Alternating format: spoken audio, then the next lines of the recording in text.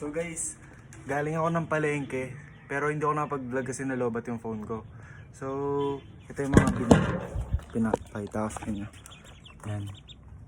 Then bumili rin ako ng 75 gallon na aquarium, pero hindi ko napakita sa inyo kasi lobat talaga yung phone ko. Tapos kakabili ko rin din ng charger, doon ako bumili ng charger. So, guys, sasunduin ko lang yung tricycle kasi nandun sila sa kanto. Doon sila nag-aantay. So, kita-kita tayo mamaya. So guys, ayun na, nasa likod na natin sila. Ayan. Kita nyo ba? Ayan, ayan sila. Na, pakita ko sa inyo mamaya guys. Bye bye. Guys, papasok na sa kwarto.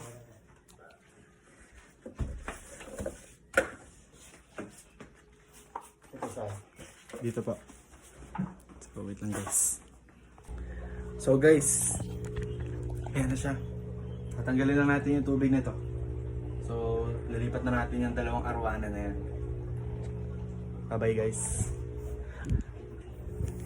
Ang gulo ng camera no, ang gulo no. Yan, hintayin lang natin guys. Nakalog na yung camera ko, pasensya guys ha. Aray mo. So guys, lalagyan lang natin to ng tubig. Papakita ko sa inyo guys kapag napuno ako na siya. Salamat. Salamat ang puta. Guys, kakatas ko lang mag-setup na aquarium. Kita naman sa itsura ko, pagod na pagod. So ito, pakita ko sa inyo guys.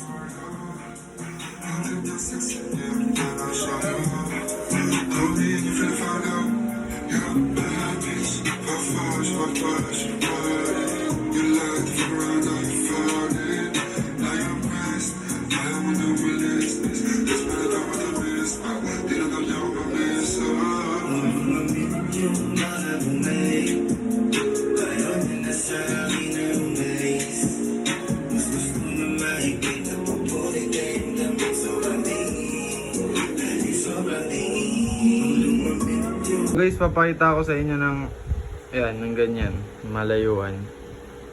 Kaso nahulog yung camera ko guys, pasensyahan nyo na. Ganyan siya kalaki. 75 gallons lang yan guys. Tapos etong maliit 35 gallons. Yan o, mag-isa na yung flower horn ko.